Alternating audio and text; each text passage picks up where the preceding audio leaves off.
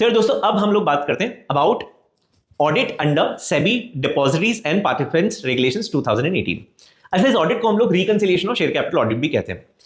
The moment reconciliation word मेरे दिमाग में आता है, मुझे हमेशा अकाउंट्स याद आता है जिसमें हम लोग कैश बुक और पासबुक को रिकंसाइल करते थे, ये चेक करने के लिए कि जो एंट्री आपके बैंक अकाउंट में हुई है वही एंट्री आपकी कैश बुक में भी हुई है। यहां पर भी सेम है।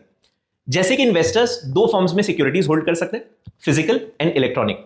दे can be converted which is called as demat and रीमैट।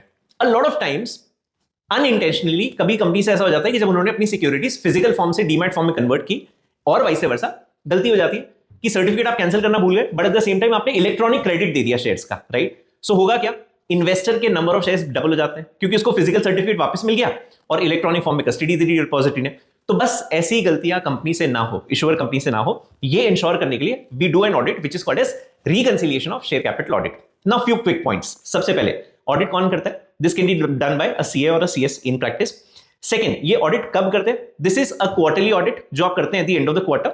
Report कौन किसको सबमिट करता है?